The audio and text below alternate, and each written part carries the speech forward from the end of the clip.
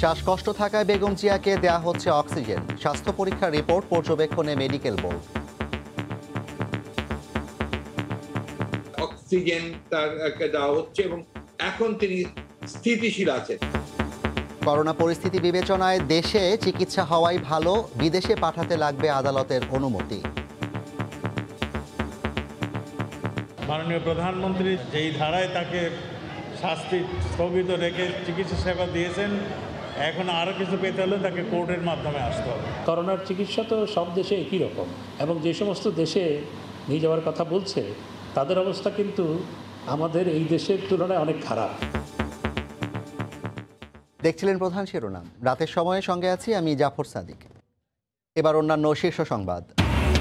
মূল পদ্মা সেতুর সঙ্গে যুক্ত হলো রেল। 24 ঘন্টায় চলছে মহা কর্মযজ্ঞ। সড়কপথ চালুর দিনে মাওয়া থেকে ভাঙা পর্যন্ত চলবে ট্রেনও। দেশে করোনার তৃতীয় ঢেউয়ের কারণ হতে পারে ভারতীয় ভ্যারিয়েন্ট, শঙ্কা বিশেষজ্ঞদের। একদিনে আরও 61 জনের মৃত্যু। মহামারীতে কাজ হারিয়ে অসহায় অনেকে।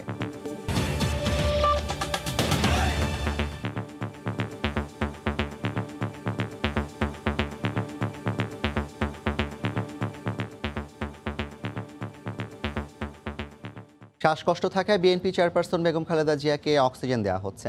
তবে তার শারীরিক অবস্থা নিয়ে উদ্বিগ্ন হওয়ার কিছু নেই জানিয়ে দলের মহাসচিব মির্জা ফখরুল ইসলাম আলমগীর দেশবাসীর কাছে দোয়া চেয়েছেন।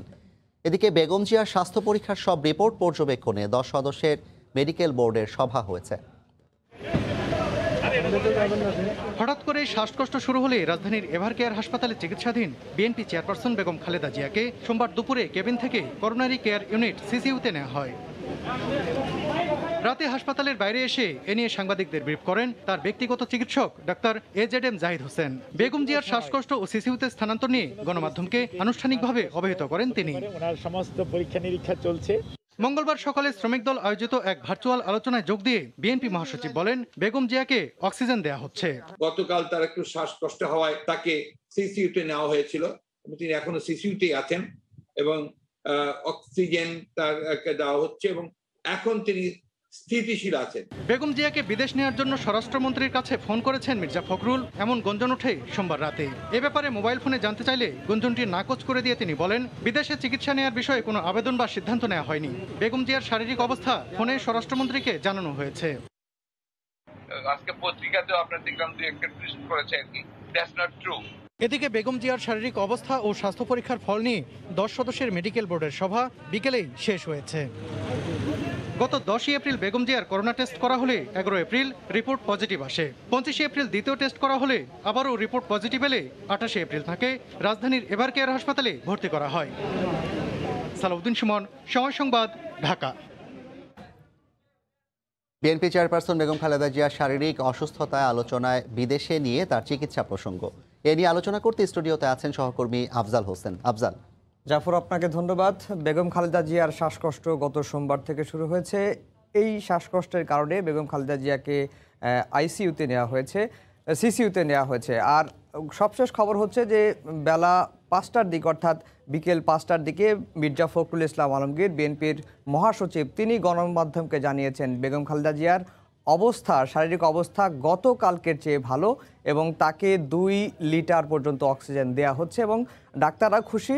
সেই কথাটাই কিন্তু বিএনপির মহাসচিব মির্জা ফখরুল ইসলাম আলমগীর বলেছেন। তো গত 10 এপ্রিল যখন বেগম খালেদা জিয়ার করোনা রিপোর্ট পজিটিভ আসে, এরপরই কিন্তু আমরা দেখেছি যে 15 এপ্রিল তার সিটি স্ক্যান করা হয় এবং 15 এপ্রিল সিটি স্ক্যান করানোর সাথে সাথে কয়েকটি টেস্ট করানো হয় এবং 24 এপ্রিল করোনার দ্বিতীয় টেস্টেও পজিটিভ আসে বিএনপি চেয়ারপারসন বেগম খালেদা জিয়ার এবং 27 এপ্রিল বেগম খালেদা জিয়াকে হাসপাতালে ভর্তি করা হয় এবং তখন কিন্তু ডাক্তাররা বলেছিলেন যে বেগম খালেদা জিয়া করোনার কারণে নয়, তার যে কারাগারে থাকা অবস্থায় তার স্বাস্থ্যের বিভিন্ন দিকে যখন মারাত্মক ক্ষতি হয়েছিল সেই ক্ষতির বিষয়টি টেস্ট করার জন্যই তাকে কিন্তু হাসপাতালে রাখা হয়েছে। 28 এপ্রিল বেগম খালেদা জিয়ার চিকিৎসার জন্য 10 সদস্যের মেডিকেল টিম গঠন করা হয় এবং 3রা মে অর্থাৎ সোমবার বেগম খালেদা জিয়ার শ্বাসকষ্ট বেড়ে গেলে তাকে কিন্তু সিসিইউতে নেওয়া হয় এবং আজকে বেগম খালেদা জিয়ার এর আগে যত টেস্ট করা হয়েছে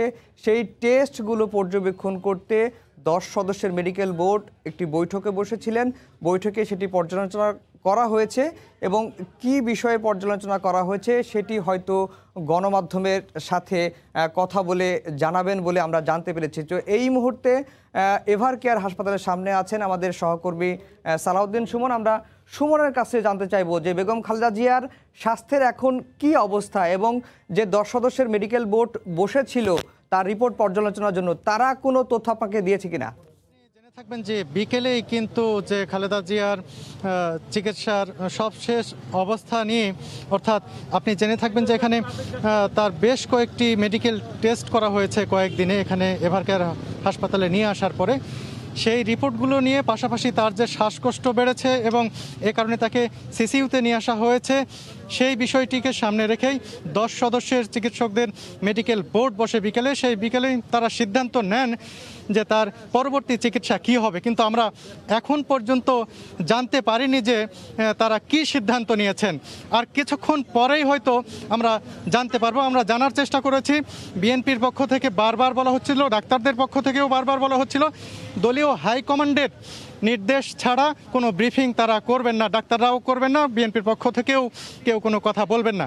অবশেষে কিছুক্ষণ আগে আমরা জানতে পেরেছি যে এখানে ডাক্তার AZM জাহিদ, যিনি এখন এভার কেয়ার হসপিটালে বেগম খালেদা জিয়ার কাছে রয়েছেন, তার সেই সিসিইউ যেখানে রয়েছেন সেখানেই তিনি অবস্থান করছেন। সেখান থেকে তিনি রওনা দিয়েছেন এখানে এসে তিনি সাংবাদিকদের তার শারীরিক সবশেষ অবস্থার পাশাপাশি আজকের যে 10 সদস্যের যে চিকিৎসকদের মেডিকেল বোর্ড, এই বোর্ড কি সিদ্ধান্ত নিয়েছে, বেগম জিয়ার পরবর্তী স্বাস্থ্য বা তার চিকিৎসা কেমন হবে, বা তাদের মূল কথা হচ্ছে তাদের যে সিদ্ধান্ত, সেই সিদ্ধান্তটি কিন্তু এখানে এসে গণমাধ্যমের সামনে তিনি কথা বলবেন, তিনি সে বিষয়টি পরিষ্কার করবেন। আর একটি বিষয় জানিয়ে রাখি, যেহেতু মেডিকেল বোর্ডের তথ্য আমরা পাচ্ছিলাম না, তাই আমরা সাংবাদিকরা বিশেষ করে আমি চেষ্টা করেছি যে ভিন্নভাবে তথ্য পাওয়া যায় কিনা। এখানকার একজন দায়িত্বশীল চিকিৎসকের সঙ্গে কিছুক্ষণ আগে আমি কথা বলেছি, তিনি জানিয়েছেন যে বেগম জিয়ারকে গতকাল এবং রাত পর্যন্ত 3 লিটার অক্সিজেন দেওয়া হয়েছে। তার অক্সিজেনের স্যাচুরেশন ছিল 94-93 এরকম, এবং আজকে তাকে 2 লিটার অক্সিজেন দেওয়া হয়েছে এবং অক্সিজেন স্যাচুরেশন আগের চেয়ে একটু ভালো, 95 থেকে 97-এর মধ্যে। তবে এখন যেহেতু তার ব্যক্তিগত চিকিৎসক এখানে আসছেন এবং সবশেষ যে তাদের মিটিং হয়েছে এবং মেডিকেল বোর্ড হয়েছে, সেই বোর্ডের কী সিদ্ধান্ত হয়েছে সেটি জানাবে, সেটি জানতে পারলে কিন্তু এখান থেকে আমি সরাসরি জানিয়ে দেবো। আফজাল, আপনাকে ধন্যবাদ, আপনি ওখানেই থাকুন। ডাক্তাররা ব্রিফিং করলে আমরা সরাসরি সেই ব্রিফিংয়ে অংশ নেওয়ার চেষ্টা করব। আর আরেকটা বিষয় জানিয়ে রাখি যে বেগম খালেদা জিয়ার চিকিৎসার জন্য সরকারের তরফ থেকে বিভিন্ন কথাবার্তা আজকে বলা হয়েছে। গতকালকেই বিএনপির মহাসচিব বেগম জিয়ার শারীরিক কী অবস্থা সেটি স্বরাষ্ট্রমন্ত্রীকে ফোন দিয়ে জানিয়েছেন।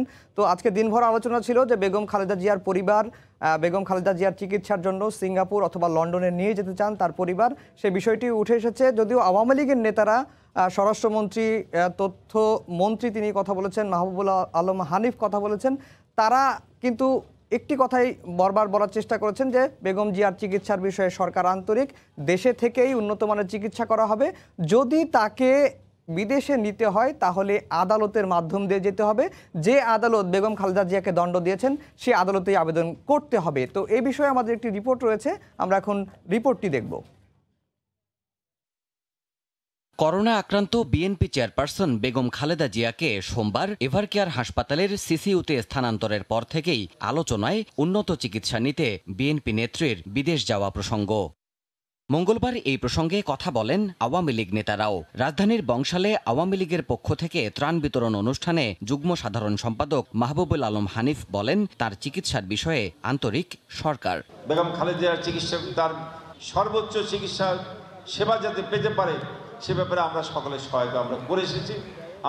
আমাদের সরকার সবসময় সেই সহায়তা করতে প্রস্তুত। এদিকে press institute of Bangladesh PIB মিলনায়তনে সাংবাদিক কল্যাণ ট্রাস্ট আয়োজিত চেক বিতরণ অনুষ্ঠানে তথ্য ও সম্প্রচার মন্ত্রী হাসান মাহমুদ বলেন, দেশেই উন্নত চিকিৎসা সম্ভব বেগম খালেদা জিয়ার। করোনার চিকিৎসা তো সব দেশে একই রকম, এবং যে সমস্ত দেশে নিয়ে যাওয়ার কথা বলছে তাদের অবস্থা কিন্তু আমাদের এই দেশের তুলনায় অনেক খারাপ। সুতরাং আমি ব্যক্তিগতভাবে মনে করি এই দাবি হচ্ছে অমূলক।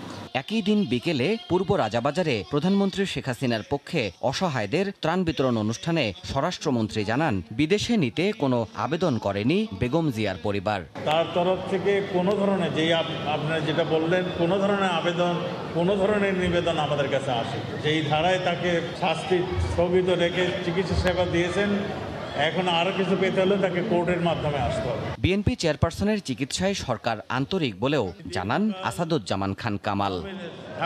দেবাশিস রায়, সময় সংবাদ, ঢাকা।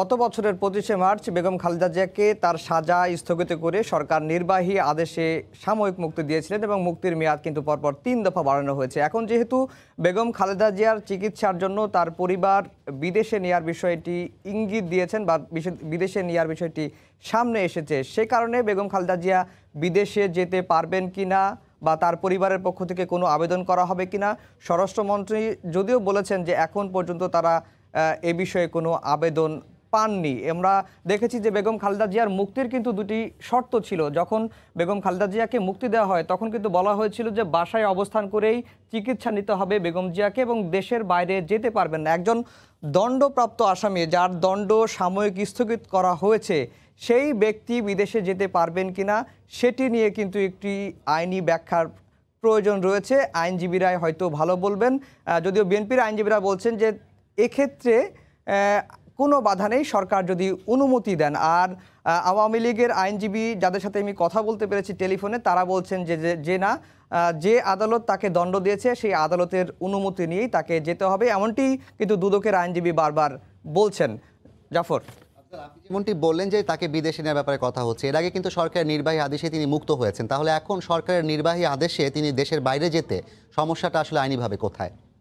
সমস্যা হচ্ছে যে আমি আজকে এই বিষয়টি নিয়ে যখন আলোচনা চলছিল যে তিনি বিদেশে যেতে পারবেন কি পারবেন না, আমি প্রায় সুপ্রিম কোর্টের 10 জন আইনজীবীর সাথে টেলিফোনে কথা বলেছি। তারা বলছেন যে বাংলাদেশের সুপ্রিম কোর্টের ইতিহাসে বা বাংলাদেশের এই প্রেক্ষাপটে এই ধরনের একটি নজির নেই। তারা 2টি নজির দেখাচ্ছেন, কিন্তু তারা বলছেন যে তাদেরকে আদালত জামিন দিয়েছিল এবং জামিন দেওয়ার পরে তাদের পাসপোর্টটি সরকার আটকে রেখেছিল, কিন্তু সুপ্রিম কোর্ট সেই পাসপোর্টটি ফেরত দিতে বলেছেন এবং সুপ্রিম কোর্ট বলেছেন তিনি দণ্ডিত হলেও বিদেশ যেতে পারবেন। কিন্তু বেগম খালেদা জিয়ার ক্ষেত্রে যেটি হয়েছে, বেগম খালেদা জিয়ার দণ্ডপ্রাপ্ত আসামি 2 মামলায় তার 17 বছরের দণ্ড হয়েছে এবং তিনি সাজাও খেটেছেন 2 বছর 1 মাস 17 দিন এবং সরকার তার সাজা স্থগিত করেছেন। এই পর্যায়ে বেগম খালেদা জিয়া দেশের বাইরে যেতে পারবেন কিনা সেটি একটি বিস্তর আলোচনার বিষয়। আইন বিশেষজ্ঞরা হয়তো ভালো বলবেন এবং বেগম খালেদা জিয়ার পরিবার কি পদক্ষেপ নেয় এবং সরকারের কি মনোভাব সেটি এখন কিন্তু দেখার বিষয়। তো এই ছিল বেগম খালেদা জিয়ার চিকিৎসা নিয়ে আলোচনার আজকের বিষয়। আমাদের রিপোর্টার আফজাল হোসেন বেগম খালেদা জিয়ার স্বাস্থ্যগত সর্বশেষ অবস্থা জানাচ্ছিলেন স্টুডিও থেকে। দেশে করোনার 3য় ঢেউয়ের কারণ হতে পারে ভারতীয় ভ্যারিয়েন্ট, এমনটাই আশঙ্কা করছেন বিশেষজ্ঞরা। এদিকে দেশে করোনায় একদিনে মারা গেছেন আরও 61 জন, আর প্রায় 22,000 নমুনা পরীক্ষায় সবশেষ একদিনে শনাক্ত হয়েছেন 1914 জন। বিস্তারিত জানাচ্ছেন কমল দে। গত 1 মাসে করোনা ভাইরাসের নতুন আরও 10টি জীবন রহস্য উন্মোচন করেছে চট্টগ্রামের ভেটেরিনারি অ্যান্ড অ্যানিম্যাল সায়েন্সেস বিশ্ববিদ্যালয়ের গবেষকরা। এর মধ্যে 6টি যুক্তরাজ্যের এবং 3টি দক্ষিণ আফ্রিকান ভেরিয়েন্ট, বাকি একটি অস্ট্রেলিয়ান। আমরা খুব ভয়ে আছি। এখন ভারতীয় ভেরিয়েন্টটা যদি আমাদের দেশে আসে তাহলে আমাদের কিন্তু চরম ক্ষতি হবে, 3য় ওয়েভ আরম্ভ হতে পারে। করোনার 2nd ওয়েভে এখন পর্যন্ত চট্টগ্রামের কোথাও ভারতীয় ভেরিয়েন্ট শনাক্ত হয়নি। চিকিৎসা বিজ্ঞানীরা আশঙ্কা করছেন ইন্ডিয়ান ভেরিয়েন্টের মাধ্যমে বাংলাদেশে 3য় ওয়েভ শুরু হতে পারে। 3য় ওয়েভ প্রতিরোধে ভারতীয় ভেরিয়েন্টকে ঠেকানোই মূল চ্যালেঞ্জ হিসাবে দেখছেন বিশেষজ্ঞরা। কোয়ারেন্টাইন ঠিকমতো মেনটেন করতে না পারি ভারতীয় যে ভেরিয়েন্টটা আছে সেটার ব্যাপারে, তাহলে কিন্তু ভারতীয় ভেরিয়েন্টটা কিন্তু 3rd ওয়েভ তৈরি করতে পারে। প্রথম ও দ্বিতীয়ের পর 3য় ওয়েভ মোকাবেলায় স্বাস্থ্য বিভাগ প্রস্তুতি নিচ্ছে বলে জানালেন চট্টগ্রামের সিভিল সার্জন। আমরা যদি প্রস্তুত থাকি, আমরা যদি স্বাস্থ্যবিধি মেনে চলি, আমরা যদি আমাদের সব চিকিৎসা ব্যবস্থাগুলোকে রেডি রাখি, ইনশাল্লাহ আমরা যে ভাইরাসে আসুক আমরা আল্লাহর উপর ভরসা করে সেটা মোকাবেলা করব। এর আগে করোনার নতুন 8টি জীবন রহস্য উন্মোচনের পাশাপাশি ভ্যাকসিন নেওয়ার পরও আক্রান্ত হওয়াদের নিয়ে গবেষণা করেছেন সিবাসুর গবেষকরা। কমল দে, সময় সংবাদ, চট্টগ্রাম। 333-তে ফোন দিয়েও পাওয়া যাচ্ছে না ত্রাণ মন্ত্রণালয়ের জরুরি সাহায্য। যদিও ত্রাণ ও দুর্যোগ মন্ত্রণালয় বলছে তালিকা সংক্রান্ত জটিলতার কারণে সবার ক্ষেত্রে তাৎক্ষণিক সাড়া দেওয়া সম্ভব হচ্ছে না। সেলিয়া সুলতানার রিপোর্ট। কোনো চাকরি বাকরি নেই, আজকে আমি 7 মাস ধরে বেকার। ঘরে আমার এক ছেলে, এক মেয়ে আর পরিবার ঋণ করে চলছে, আর খুব কষ্টের ভিত্তিতে আছে। ভাসুররা, আমার শাশুড়িরা কিছু দিয়ে পারলে দেয়, না পারলে এরকম মানে সহায় নয় করে কষ্ট করে দিন কাটাতে হইতেছে। লকডাউনে কাজ হারিয়ে চলছে ধার দেনা করা জোড়াতালির জীবন। 333-তে সাহায্য চেয়েছেন কিনা জানতে চাইতেই চোখে বিদ্যুতের ঝলকানি। জাতীয় হেল্পলাইন 333-এ কল করার জন্য আপনাকে আন্তরিক ধন্যবাদ। 29 এপ্রিল আবেদন করেন, একই দিনে আরো কয়েকজনের আবেদন জমা পড়ে। 4 দিন পর আবারও তাদের কাছে যায় সময় সংবাদ। জরুরি সহায়তার আবেদনকারীদের কোনো উত্তরই দেয়নি দায়িত্বশীলরা। ভুক্তভোগীরা বলছেন এই দুর্যোগে এটি অকার্যকর। মানে কি কম আর কর বসা নেই। এরা প্রতারণা করতেছে, এরা যদি দেয় তো সেটাও বলবে, না দিলেও সেটাও বলবে যে না দিব না। ফোন দিছি কোনো রিপ্লাই দেয় নাই। কয়দিন আগে দিয়েছেন? 2 দিন আগে। বেকার হয়ে অনেকে বসেছেন রাস্তার পাশে। অভাবের সংসারে আরো বেশি শূন্যতার নাম 333। চলছে না, এই জন্য আর কি চার দোকান দিয়ে বসা। এরা বলতে যে আমরা দেখতেছি, আমরা খালি দেখতেছি, এই পর্যন্ত দেখতেই আছে। 333 থেকে মোট আবেদন জমার সংখ্যা কত সেটির কোনো নির্দিষ্ট সংখ্যা নেই ত্রাণ মন্ত্রণালয়ে। তবে 2 মে পর্যন্ত A2I থেকে প্রাপ্ত তথ্যে 8243 পরিবারে সহযোগিতা করা হয়েছে বলে জানান তারা। A2I যদি আমাদের কাছে থ্রো না করে তাহলে ওই অংশটুকু তো আমরা অ্যাড্রেস করা, কোনটা করতে পারলো কোনটা করতে পারলো না এটা আমরা বলতে পারবো। আমরা শুধু বলতে পারি A2I আমাদের কাছে যেটা অ্যাড্রেস করেছে এইটার আমরা কত % আমরা অ্যাটেন্ড করলাম। এখানে আমাদের ইনস্ট্রাকশন আমরা 100% অ্যাটেন্ড করা। সরাসরি ত্রাণ মন্ত্রণালয় ছাড়াও সিটি কর্পোরেশনের মাধ্যমেও ত্রাণ সেবা চলমান আছে বলে জানান এই কর্মকর্তা। সেলিয়া সুলতানা, সময় সংবাদ, ঢাকা। প্রধানমন্ত্রী শেখ হাসিনা বলেছেন, অ্যান্টিবায়োটিক ওষুধের বিরুদ্ধে যথাযথ ব্যবস্থা না নিলে ভবিষ্যতে করোনা মহামারীর চেয়েও ভয়াবহ পরিস্থিতি সৃষ্টি হতে পারে। তিনি বলেছেন, এই ধরনের ওষুধের প্রভাব মোকাবিলায় টেকসই উন্নয়ন লক্ষ্যমাত্রা অর্জন করাও দুঃসাধ্য হয়ে যাবে। সন্ধ্যায় ওয়ান হেলথ গ্লোবাল লিডার্স গ্রুপের দ্বিতীয় সভার উদ্বোধনী অধিবেশনে ভিডিও বার্তায় কথা বলেন সরকার প্রধান। The COVID-19 pandemic is the defining public health crisis of our time that has already taken more than 3 million lives. However, the impending pandemic in the form of antimicrobial resistance will cause even more harm to the global health. It will not only endanger human, animal, and plant health, but also threaten food security and progress towards the attainment of SDGs. Padma সেতুর মাওয়া প্রান্তে যুক্ত হলো rail সংযোগ প্রকল্পের দ্বিতীয় viaduct সফলভাবে স্থাপনের মধ্য দিয়ে এই সংযোগ ঘটল। আসছে বছর স্বপ্ন সেতু আনুষ্ঠানিকভাবে খুলে দেওয়ার দিন থেকেই চলবে ভাঙা থেকে মাওয়া ট্রেন। দিনরাত একাকার এখানে 24 ঘন্টায় চলছে কর্মযজ্ঞ। স্বপ্ন সেতুর উপরে সড়কের সঙ্গে পাল্লা দিয়ে চলছে রেল সংযোগের কাজ। সোমবারই দ্বিতীয় ভায়াডাক্টের কাজ শেষ হওয়ায় এর মাধ্যমে মূল সেতুর সঙ্গে যুক্ত হলো স্বপ্ন সেতুর মাওয়া প্রান্ত। সবশেষ যুক্ত হওয়া এই ভায়াডাক্টের দৈর্ঘ্য 2.58 কিলোমিটার। 411টি পাইল, 812টি বক্স গার্ডার সেগমেন্ট নির্মাণ কাজ শেষ। এই অংশের সার্বিক অগ্রগতি 96 ভাগ। পাশাপাশি এগিয়ে চলছে দক্ষিণ পশ্চিমাঞ্চলের 21 জেলাকে যুক্ত করা প্রথম রেল স্টেশন। এখানে আমাদের 4টা স্টেশন, অর্থাৎ ভাঙ্গা, আপনার শিবচর, জাজিরা এবং মাওয়া, এই 4টা স্টেশনের কাজও আমাদের চলমান আছে। দেশের টাকায় বানানো সেতুর দ্বার খুলবে আসছে বছরের মাঝামাঝি, আর তখনই সড়কের সঙ্গে রেলও চালুর প্রত্যয় মন্ত্রীর। প্রায় 41% টোটাল যে কাজের সেটার অগ্রগতি হয়েছে। আর এই অংশটুকু ভাঙ্গা থেকে যে মাওয়া, এইটা প্রায় 66% এটা কাজের অগ্রগতি হয়েছে। কাজে বাকি যে কাজটুকু আছে এই কাজটুকু আমরা সমাপ্ত করতে পারবো। এরই মধ্যে রেলওয়ে ট্র্যাকের প্রায় 7 কিলোমিটার প্রি অ্যাসেম্বলের কাজ শেষ হয়েছে, আর চলতি বছর অক্টোবর নাগাদ শুরু হবে মূল সেতুতে স্লিপার বসানোর কাজ। প্রমত্ত পদ্মার বুক চিরে জেগে ওঠা এই রূপালী স্বপ্ন এখন ধরা দিয়েছে হাতের মুঠোয়। আর মাত্র কয়েকটি ধাপ, তারপরই এই পদ্মার দুপারের মানুষকে শুধু সড়ক পথেই নয়, যুক্ত করবে রেল পথের মাধ্যমেও। রাশেদ দিমন, সময় সংবাদ, মুন্সিগঞ্জ। বিনা দোষে 17 মাস ধরে জেলে থাকা হাসিনা বেগম অবশেষে মুক্তি পেলেন। নামের একাংশের সঙ্গে মিল থাকায় হাসিনা আক্তারের পরিবর্তে হাসিনা বেগমকে গ্রেফতার করে কারাগারে পাঠিয়েছিল টেকনাফ থানা পুলিশ। পরে আদালত তাকে মুক্তির আদেশ দেন। এদিকে মুক্তি পেয়ে দোষীদের শাস্তি ও ক্ষতিপূরণ চেয়েছেন হাসিনা বেগম। শফিকুল আলমের প্রতিবেদন। চট্টগ্রাম কেন্দ্রীয় কারাগার থেকে বের হয়ে ছেলে শামীমকে জড়িয়ে কান্নায় ভেঙে পড়েন মা হাসিনা বেগম। বিনা দোষে 17 মাস জেলে কাটানো হাসিনার এমন সাজা প্রশ্নবিদ্ধ করেছে পুলিশ ও কারা কর্তৃপক্ষকে।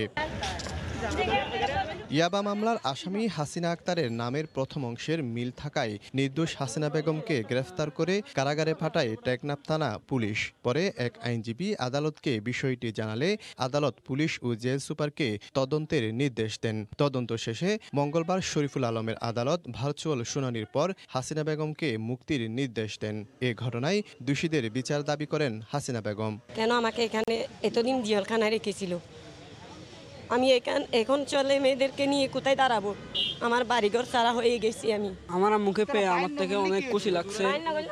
আর আমার আম্মুকে বিনা ওজে যারা জেল কাটাইছে ওদের শাস্তি চাই আমরা।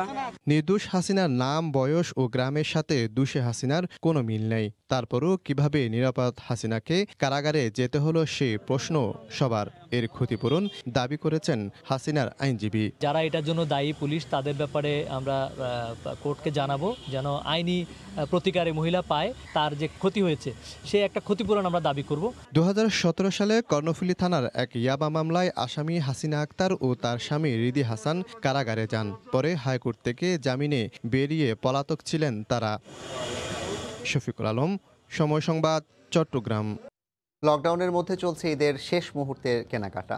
তবে স্বাস্থ্যবিধি মানার ব্যাপারে ক্রেতা বিক্রেতাদের মধ্যে উদাসীনতা থাকায় এবার তৎপর হয়েছে প্রশাসন। যারা মাস্ক পরে আসেনি তাদের মাস্ক বিতরণের পাশাপাশি সতর্ক করতে প্রথম দিনে ছোট আকারের জরিমানা করা হয়েছে। এরপরেও নির্দেশনা না মানলে বড় অঙ্কের জরিমানার পাশাপাশি দোকান বন্ধ করে দেওয়া হবে বলে হুঁশিয়ারি করেছেন ডিএমপির নির্বাহী ম্যাজিস্ট্রেট। প্রচারণা থাকলেও স্বাস্থ্যবিধির তোয়াক্কা না করেই ঈদের আগে বেশিরভাগ বিপণী বিতান ও শপিং মলে চলছে দেদারসে বেচাকেনা। স্বাস্থ্যবিধি নিয়ে সতর্ক না হয়েই বেচাকেনার নানা অভিযোগ ওঠে পল্টনের চায়না টাউন মার্কেটের বিরুদ্ধে। এমন পরিস্থিতিতে দোকানদারদের সতর্ক করতে বাংলাদেশ দোকান মালিক সমিতি নিজেরাই উদ্যোগী হয়ে মঙ্গলবার 2 ঘন্টার জন্য মার্কেটটি বন্ধ করে দেয়। স্বাস্থ্যবিধির শর্ত পূরণ করা হলে বেলা 12টা থেকে খোলা হয় আবার। স্বাস্থ্য সুরক্ষা একটু ঘাটতি ছিল, এই জন্য বন্ধ করা হয়েছিল। এখন 100-100 ঠিক আছে, এই জন্য আমাদের মার্কেটটা আবার খোলার ব্যবস্থা হয়ে গেছে। মার্কেটের কিছু প্রবলেম ছিল, হ্যান্ড স্যানিটাইজার এবং কি আপনার মাস্ক বাধ্যতামূলক, দূরত্ব বজায় রেখে শপিং, এগুলো মার্কেট কর্তৃপক্ষ সবকিছু এখন মেনটেন করতেছে। এদিকে ক্রেতা বিক্রেতাকে সচেতন করতে মাঠে নেমেছে ঢাকা মেট্রোপলিটন পুলিশ প্রশাসন। অভিযানের প্রথম দিন মঙ্গলবার রাজধানীর নিউ মার্কেটে মাস্ক না পরায় 50 থেকে 500 টাকা জরিমানা করা হয়। এখানে এসে মাস্কটা কিনতে চাইছিলাম, ঠিক আছে, দেন মানে ঢোকার পরে আমার 50 টাকা জরিমানা করে ফেলে। রিক্সাতে নাইমা ময়লা হয়ে গেছে, তো আমি ফেলাইয়া দিছি, ফেলাই দিয়ে আমি মাছের দোকানে যাইতেছি আর ধরছে। আমরা মানতেছি, বাট কাস্টমার মানছে না। সাবসিকুয়েন্টলি যদি কেউ আইন ভায়োলেট করে, আমরা ডেফিনেটলি তাদের বড় অঙ্কের জরিমানার পাশাপাশি সরকারের নির্দেশনা মতো তাদের দোকান বা ব্যবসা প্রতিষ্ঠান আমরা বন্ধ করে দেব। মাস্ক না পরায় রাজধানীর নিউ মার্কেট ও চন্দ্রিমা সুপার মার্কেটের 21 জন ক্রেতা বিক্রেতাকে 6050 টাকা জরিমানা করেছে ডিএমপির ভ্রাম্যমাণ আদালত। হাজিরা শিউলি, সময় সংবাদ, ঢাকা। প্রচণ্ড খরা ও দাবদাহে অসহায় মানুষ, দেখা দিচ্ছে নানা রোগবালাই। বৃষ্টির অভাবে নষ্ট হচ্ছে ফসল, নদী নালার পানিও লবণাক্ত। তীব্র দাবদাহ থেকে রক্ষা ও বৃষ্টির জন্য মহান সৃষ্টিকর্তার কাছে প্রার্থনা করেন পটুয়াখালীর ধর্মপ্রাণ মুসল্লিরা। মনির হোসেন বাদলের পাঠানো তথ্য ও সুজন দামের তোলা ছবি নিয়ে রিপোর্ট। আমাদের জন্য রহমত স্বরূপ বৃষ্টি বর্ষণ করেন আল্লাহ। প্রচণ্ড খরতাপ, দেখা নেই বৃষ্টির, নষ্ট হচ্ছে জীবিকার মাধ্যম ফসল, নদী নালা খালবিলের পানিও লবণাক্ত, বিপর্যস্ত জীবজন্তু ও জনজীবন। তাই মহান আল্লাহর কাছে নিজেকে সঁপে দিয়ে আকুল আবেদন। তীব্র দাবদাহ থেকে রক্ষা ও বৃষ্টির জন্য মহান সৃষ্টিকর্তার কাছে প্রার্থনা করেন পটুয়াখালীর ধর্মপ্রাণ মুসল্লিরা। 2 রাকাত ইস্তেখার নামাজ আদায় করেন তারা। শিশু থেকে বৃদ্ধ সব বয়সীরা অংশ নেন জেলার সদর উপজেলা মাঠে অনুষ্ঠিত এই নামাজে। বৃষ্টি না থাকার কারণে মানুষের ফসলই যেমনি ক্ষতি হচ্ছে তেমনি রোগ ব্যাধি বাড়ছে। এত লোনা পানি যার কারণে মাছ মারা যাচ্ছে এবং নদীতে মাছ নাই বললেই চলে। আল্লাহর কাছে ক্ষমা চাইলে আল্লাহ হয়তো আমাদেরকে এ থেকে মুক্তি দিতে পারে। শুধু বৃষ্টি নয়, বিশ্বব্যাপী করোনা মহামারী ও দেশে ডায়রিয়ার প্রকোপ থেকে রক্ষা পেতেও মহান আল্লাহর কাছে প্রার্থনা করা হয়। আল্লাহর কাছে আমরা মোনাজাত করেছি যাতে আল্লাহ বৃষ্টি দেন এবং এই করোনা ভাইরাস থেকে আমাদের হেফাজত করেন। আশা করি আল্লাহ পাক আমাদের উপর থেকে সমস্ত বালা মুসিবত দূর করে নেবেন। সালাতুল ইস্তিসকাটা পরে যদি আল্লাহর কাছে রোনাজারি করা হয়, করন্তন করা হয়, তো রাব্বুল আলামিন যদি আমাদের উপর রহম দিল হন, তাহলে আল্লাহ তাআলা আমাদেরকে ক্ষমা করে দিয়ে তাহলে এই জমিনে আল্লাহ তাআলা চাইলে জমিনে বৃষ্টি বর্ষণ করতে পারে। ইসলামী শরীয়ত অনুযায়ী সালাতুল ইস্তেখারা হলো আল্লাহর কাছে কোনো কিছুর জন্য কল্যাণ কামনা করা, আর এই নামাজকে খুবই নিয়ামতপূর্ণ বলছেন ইসলামী চিন্তাবিদরা। সময় সংবাদ, পটুয়াখালী। এ পর্যায়ের শীর্ষ সংবাদ জানিয়ে দিচ্ছি আরেকবার। শ্বাসকষ্ট থাকায় বেগম জিয়াকে দেয়া হচ্ছে অক্সিজেন। স্বাস্থ্য পরীক্ষার রিপোর্ট পর্যবেক্ষণে মেডিকেল বোর্ড। বিদেশে যেতে লাগবে আদালতের অনুমতি, জানালেন স্বরাষ্ট্রমন্ত্রী। মূল পদ্মা সেতুর সঙ্গে যুক্ত হলো রেল। 24 ঘন্টায় চলছে মহা কর্মযজ্ঞ। সড়কপথ চালুর দিনে মাওয়া থেকে ভাঙা পর্যন্ত চলবে ট্রেনও। এই ছিল রাতের সময়, সঙ্গে থাকুন সময়।